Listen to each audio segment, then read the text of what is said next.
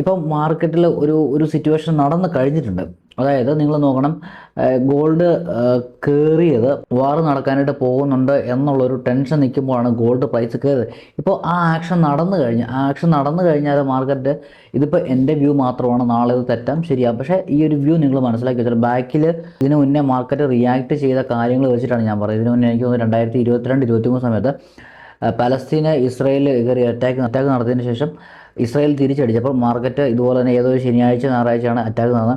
Market തിങ്കളാഴ്ച Indian market open ആയപ്പോൾ ഒരു ഗ്യാപ്പ് ഡൗണിൽ ഓപ്പൺ ആയിട്ട് നല്ലൊരു ചെറിയൊരു മൂവ്മെൻറ്റ് സെൽ സൈഡിലേക്ക് വന്നിട്ട് മാർക്കറ്റ് അവിടെ നിന്ന് സൈഡ് വേസ് പോകുന്നൊരു സിറ്റുവേഷനാണ് ഉണ്ടാകുന്നത്. ഇതുപോലെ പല സമയത്തും വന്നിട്ടുണ്ട്.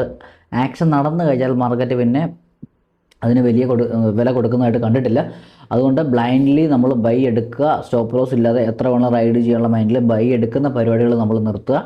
പിന്നെ നോക്കേണ്ടത് എസ്പെഷ്യലി ഗോൾഡിൽ നോക്കുമ്പോൾ നമ്മൾ ഒരു വൺ സൈഡ് മൊമെൻറ്റോ കണ്ടു കഴിഞ്ഞാൽ പ്രോപ്പറായിട്ട് പുൾ ബാക്ക് വന്നതിന് ശേഷം ട്രേഡ് പ്ലാൻ ചെയ്യുക. പിന്നെ പ്രത്യേകം ശ്രദ്ധിക്കണം, സ്പ്രെഡ് നോക്കണം. സ്പ്രെഡ് വളരെയധികം കൂടി നിൽക്കുകയാണെങ്കിൽ ട്രേഡ് എടുക്കരുത്. അവിടെ നമുക്ക് വരുന്ന പ്രശ്നം എന്ന് പറയുന്നത് എന്താണ്, വലിയ സ്റ്റോപ്പ് ലോസ് നമ്മുടെ എൻട്രി ഒരു ഹൈ പോയിന്റിലായിരിക്കും വരുന്നത്. അവിടെ നിന്ന് റിവേഴ്സൽ ആവുകയാണെങ്കിൽ നമുക്ക് ഹ്യൂജ് ആയിട്ടുള്ള SL വരും. SL അടിച്ചാൽ ഹ്യൂജ് ലോസ് വരും. അതുകൊണ്ട് നമ്മൾ ചെയ്യേണ്ട കാര്യം എന്ന് പറയുന്നത് പ്രോപ്പറായിട്ടൊരു പ്രൈസ് ആക്ഷൻ വന്നിട്ട് മാർക്കറ്റ് ഇപ്പം നിങ്ങൾ നോക്കിയാൽ ഈ 99% ആളുകളും നാളെ ബൈ ട്രേഡ് പ്ലാൻ ചെയ്യുന്നവരായിരിക്കും അല്ലേ. ബൈ ട്രേഡ് നാളെ ഒരു 99% ആളുകളും പ്ലാൻ ചെയ്യുന്നുണ്ട്. അതുകൊണ്ട് തന്നെ മാർക്കറ്റ് മൂവേഴ്സിന് അല്ലെ മാർക്കറ്റിൽ പണി നടത്തുന്ന ആൾക്കാർക്കറിയാം ഇങ്ങനൊരു സിറ്റുവേഷൻ നടക്കാൻ പോകുന്നുണ്ട്. അതുകൊണ്ട് അവർ അതിന് എഗനസ്റ്റ് ആയിട്ടൊരു പൊസിഷൻ എടുക്കാനുള്ള സാധ്യതകളൊക്കെ വളരെ കൂടുതലാണ്.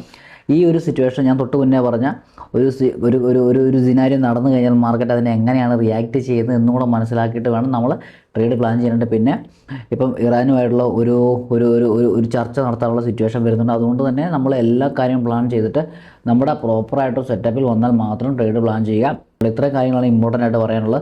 അപ്പോൾ ശ്രദ്ധിച്ച് ട്രേഡ് പ്ലാൻ ചെയ്യുക. ബ്ലൈൻഡ്ലി ബൈ എടുക്കാനുള്ളൊരു ആഗ്രഹം, ഒരു പ്ലാൻ മനസ്സിലുണ്ടെങ്കിൽ അത് ഉപേക്ഷിച്ചേക്കുക. നമ്മൾ ആ ഒരു ബയാസിൽ നമ്മൾ നാളെ മാർക്കറ്റിനെ കണ്ടു കഴിഞ്ഞാൽ ആ ഒരു പൊസിഷൻ നമ്മൾ എന്തായാലും എടുക്കും. ഒരിക്കലും ബയാസ്ഡായിട്ട് നമ്മൾ പരിപാടികൾ പ്ലാൻ ചെയ്യരുത്. ചെയ്യേണ്ട പരിപാടി എന്ന് പറയുന്നത് മാർക്കറ്റ് ഓപ്പൺ ആയി നമ്മുടെ നോർമലായിട്ട് നമ്മളെപ്പോഴും ട്രേഡിന് കയറുന്ന സമയത്ത് കയറി അവിടെ പ്രോപ്പറായിട്ടൊരു പ്രൈസ് ആക്ഷൻ വരുമ്പോൾ മാത്രം ട്രേഡ് ചെയ്യുക. ബാക്കി കാര്യങ്ങളെല്ലാം വിട്ടേക്കുക. നമുക്ക് ആ മൊമെൻറ്റം ചിലപ്പോൾ കിട്ടുക. നമ്മളൊരു ബൈ എടുക്കാൻ പോയി കഴിഞ്ഞാൽ നമുക്ക് മൊമെൻറ്റം കിട്ടാം. സെല്ലാണെങ്കിൽ നമുക്ക് ആ ഒരു ഏത് സൈഡിലേക്കാണ് മാർക്കറ്റ് മൂവ് ചെയ്യുന്നതെങ്കിലും അവിടേക്ക് നമുക്കൊരു മൊമെൻറ്റ് ഉറപ്പായിട്ടും കിട്ടും. പ്രോപ്പറായിട്ട് ഒരു റേഞ്ച് ബ്രേക്ക് ഔട്ട് ചെയ്യുന്നതൊക്കെ നമുക്ക് നാളെ കാണാനായിട്ട് പറ്റും. അതുകൊണ്ട് ഇമ്പോർട്ടൻ്റ് ആയിട്ട് നോക്കേണ്ടത് സ്പ്രെഡ് നോക്കുക, വൺ സൈഡ് റാലി നോക്കുക. വൺ സൈഡ് റാലി നടന്നു കഴിഞ്ഞാൽ അതിനൊരു പുൾ ബാക്ക് വരുന്നുണ്ടോ എന്ന് നോക്കുക. ഒരിക്കലും ഒരു ബയാസ്ഡ് രീതിയിൽ നമ്മൾ ട്രേഡ് പ്ലാൻ ചെയ്യരുത്. അങ്ങനെ വന്നു കഴിഞ്ഞാൽ ആ ട്രേഡ് നമ്മൾ കണ്ടെത്താനായിട്ടുള്ള ശ്രമങ്ങൾ നടത്തി അതിന് വേണ്ടിയിട്ടുള്ള കാര്യങ്ങൾ നമ്മൾ ചെയ്യും. അപ്പോൾ ഇത്രയാണ് കാര്യങ്ങൾ. ലെവൽസും കാര്യങ്ങളും ഞാൻ വാട്സപ്പ് ചാനലിൽ വാട്സപ്പ് ഗ്രൂപ്പിൽ അപ്ഡേറ്റ് ചെയ്തേക്കാം. വീഡിയോയുടെ കമൻറ്റിലാണ് ഞാൻ ലിങ്ക് കൊടുത്തേക്കാം. നിങ്ങൾക്ക് അവിടെ നിന്ന് ചെക്കൗട്ട് ചെയ്യാനായിട്ട് പറ്റും. ഓക്കെ.